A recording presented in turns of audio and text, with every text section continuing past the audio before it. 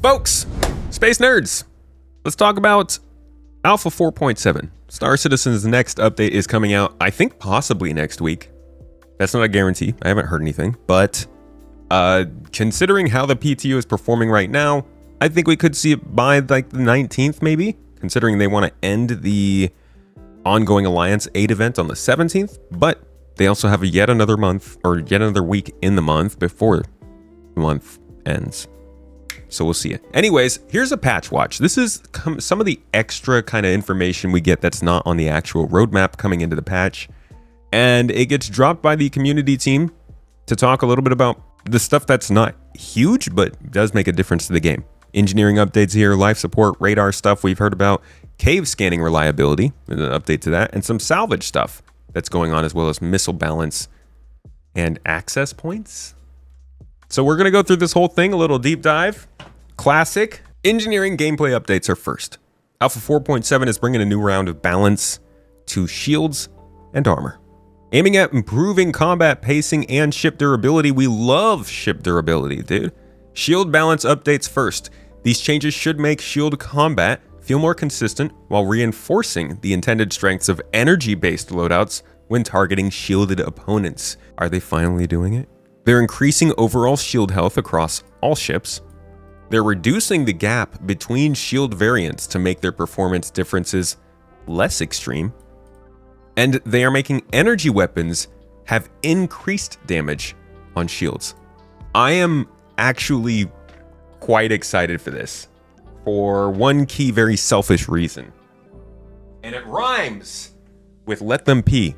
It's called VKB. It's got this dual trigger on it. 1, 2, right? So I get to start doing the whole shoot my energy weapons and then my ballistic weapons. And I'm so yay. Besides that, though, this is actually a pretty cool change. It's something a lot of people have been waiting for. The energy weapons are supposed to be making a big difference to shields, not necessarily hull. That was always a little bit weird. And the thought process was ballistics for hull, energy for shield. This is fairly common in sci-fi. Glad to see it starting to go more that direction. But we'll have to put it in practice and see how it actually works out. I haven't seen the updated numbers, but I imagine they'll go with armor. Let's talk about armor. This creates a clearer combat progression where heavier weapons or sustained damage are required to break through strong armor before lighter weapons can become effective. All right, the points included in the armor balance update are that they are introducing minimum damage requirements for armor. When armor is at full health, certain smaller projectiles will no longer damage the armor, ship hull, or internal components. Okay, when the armor is at full health. Once armor has been weakened and reaches a lower health state, smaller caliber weapons will begin to penetrate and deal damage. What? That's ambiguous. What is a lower health state?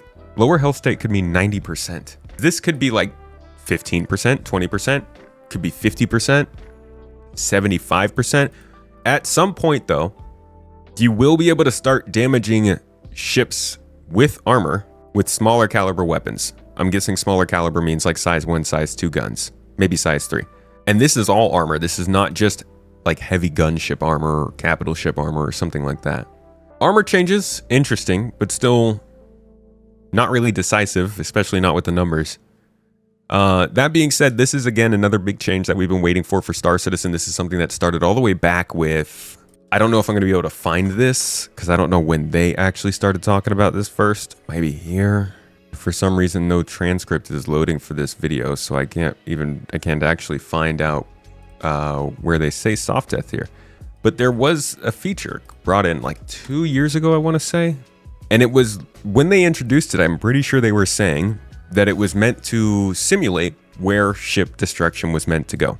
Ultimately, ship destruction was not supposed to ever be about just blowing up and dying. It was supposed to be a sequence of explosions and events, systems malfunctioning and breaking down, and a chance for you ultimately to stop whatever's happening or get off the ship before it happens. Even after they introduced soft death, it didn't really make that true. I think most of you guys would still think as soon as you're getting shot, you're going to get blown up, just because nobody's going to stop, right? If it's a player, they're not going to stop because they're just shooting. If it's an NPC, they're too stupid. They'll keep shooting until you blow up. So soft death kind of made a difference sometimes, but most of the time not really. Engineering was supposed to also take another step forward with that, but again, the power plant thing is still making us blow up very quickly. Now armor is here to also add on to the scale and make things take a little bit longer and give you more time to think about it. They said on top of these changes, also armor will get a general balance pass to take these new changes into account. So an example is that a Perseus's heavy armor and a small ship weapon wouldn't be able to penetrate or damage it. However, once the armor has been weakened, a small ship weapon could be able to affect the ship. You'll need big guns to crack the tough shell first.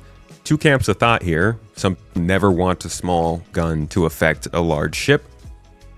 Some people are okay with this. I don't know.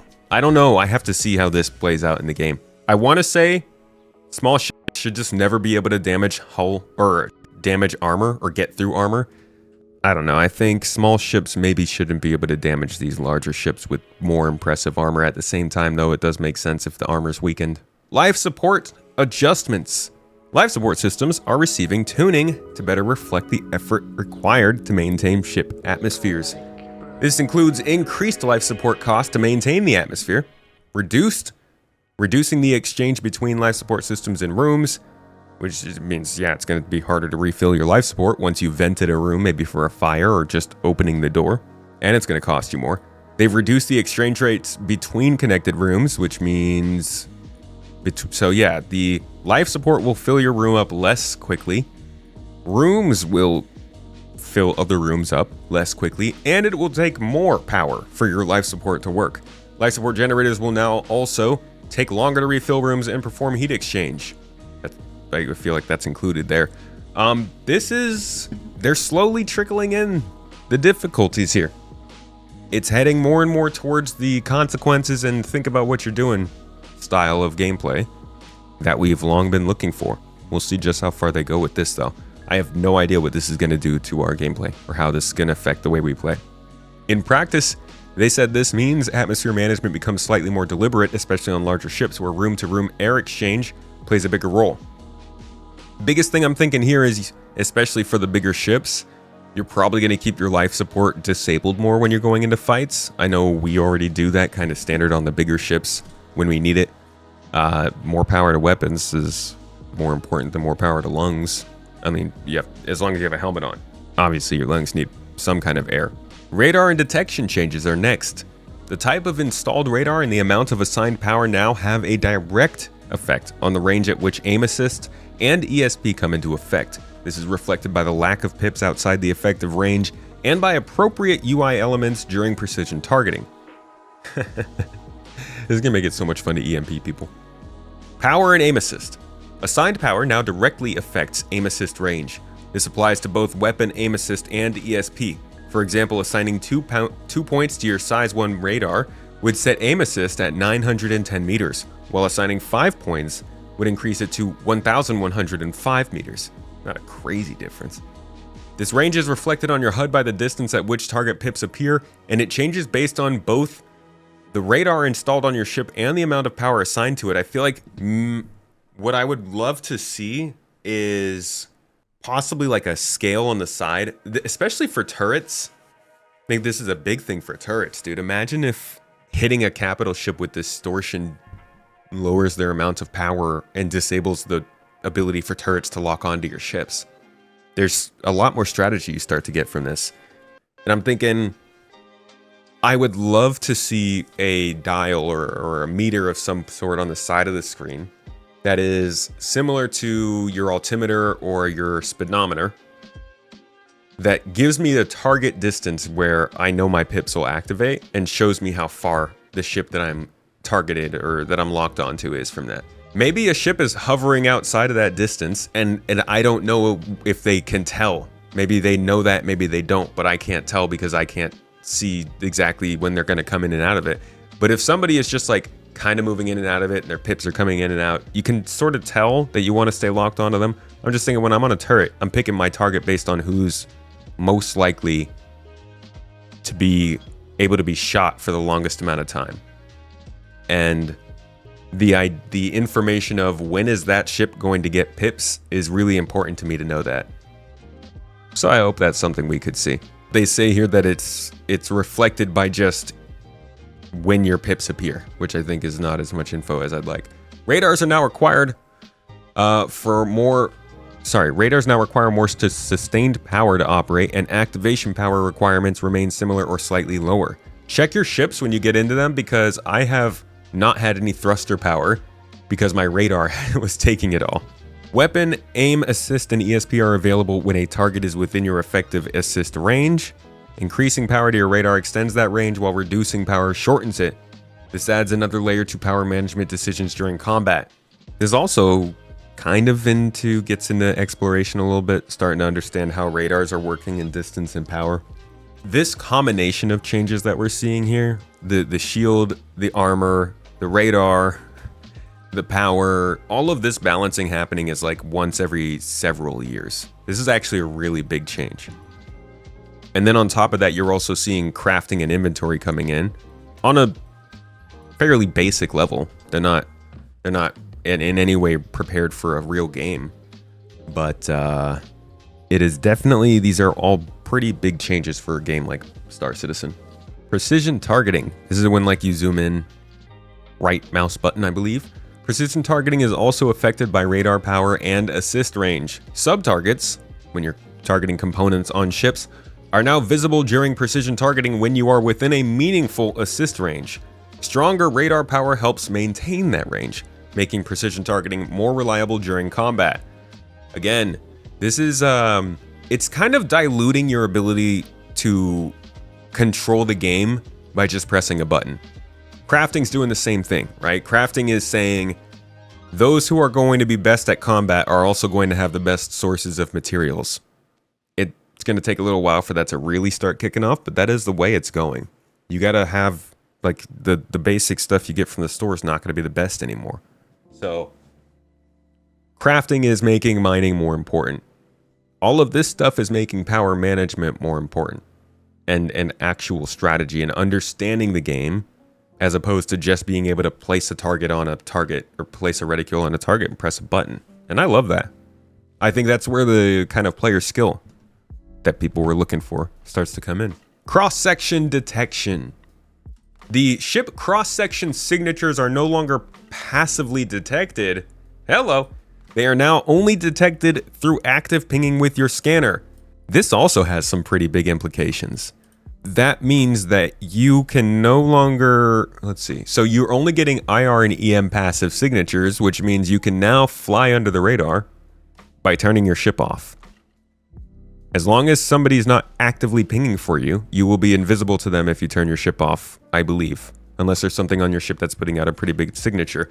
This also means exploration gets a little more interesting. They can start hiding derelict ships in more places because we won't actually pick them up just by flying there.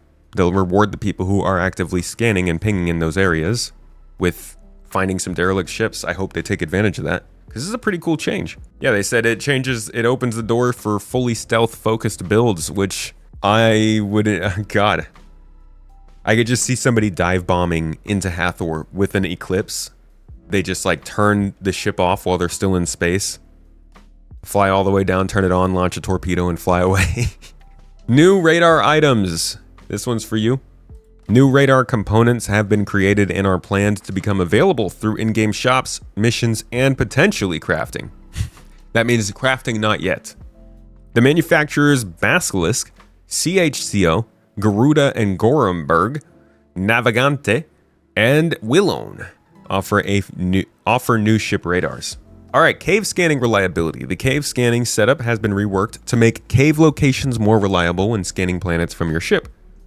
Again, this is a little exploration focused. This should make it easier to locate caves for exploration. They said it. They said the word. Scream. Gnash the teeth. Missions or resource hunting without relying on inconsistent scan results. I still feel like I guess that's why they're fixing it here. We'll have to see if it's fixed in 4.7.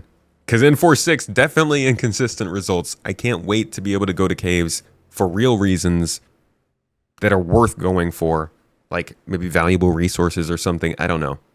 God, I hope they have valuable FPS resources. We'll see. We'll see. But this is good. We're getting into a more of a fully fledged game where you can just go and do different things, which is nice. Salvage contract improvements. The salvage contract pool has been expanded to include additional ships. Many of these ships are now gold standard and feature physicalized components, which means salvagers will encounter a wider range of recoverable materials and parts. Let's go, dude. This is just across the board. It's adding more. It's adding more just like tasks into the game, things to actually fill your time with, besides quantum travel. It's funny though, because what does this mean? And how many ships are there? That's the one thing. This is great to hear. We love additional ships, but like how many? Because I'll show you some footage that we saw way back when they were trying to work on derelict ships. And they were telling us how they were getting into the process of creating all the different versions of a ship right when they were making the ship. So they could make the new version, the damaged version, the derelict version, the dirty version, all when they first create the actual ship for the game. So that way every ship after that came out could start to be made into derelicts for gameplay. But after that happened, we kind of got we got the one you just saw, which is the 600i, and we got the MSR, which was also in the same location. But these are definitely like purpose-built locations, right? They didn't really felt like they were being added to the game to be found for salvage and stuff like that. And it just took a long time. So I do hope that this additional ships includes dozens. I doubt it, but I hope, because sick and tired of salvaging the same 5 ships, you know? I actually don't know how many it is. What this means from them though, you're gonna have greater variety in salvage targets, obviously. More meaningful component recovery opportunities. That's probably the best part of this whole update, is more physicalized components. That's the best part of salvage in my opinion. And then there's more dynamic salvage runs instead of repeatedly encountering the same ships. Again, more variety. I mean, you know, you're getting 3 bullet points out of that too, CIG. I see you. But I do feel like when I did a video for the Moth, the thing I focused most on was our component recovery. Because it makes it a full game when you're first getting to the ship. You got to figure out how to get the components out. Then you got to figure out how to scrape and how to crunch. And there's a lot of complications that still need to be added to that process. We still need to, I think there should be damage or danger in venting the ship, making sure that there's no pressurized gases. Speaking of pressurized gases, we should still be siphoning fuel. We heard from the industrial guys earlier that that's still in the plans for salvage, but it's not going to be happening for a little while now. And then I think there should also be some risks of, say, crunching up the ship before you've scraped the hull, or maybe you lose some value of the crunch when you don't scrape. Something that makes you make decisions on the process and the timeline that you take through your salvage job. This is a good step forward in that direction. Added variety is great. More component recovery is great. But I'd like to see salvage charges, breaching charges, fuel siphoning, and expanded fracture gameplay for sure. It's just a button press right now. Missile balance and ship access points. A balance pass has been made for missiles and ship access points such as doors, ramps, and lifts. That's interesting. What does that mean? First is the missile changes. Missile explosions will no longer damage internal components inside a ship. Oh, thank you.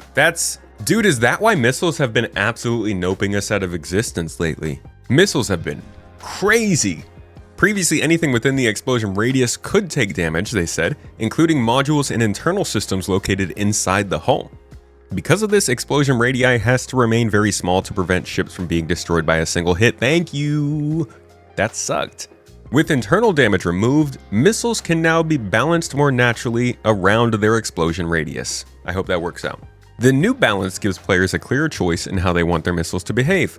Either direct, higher damage with a smaller explosion radius, or area, lower damage with a larger explosion radius.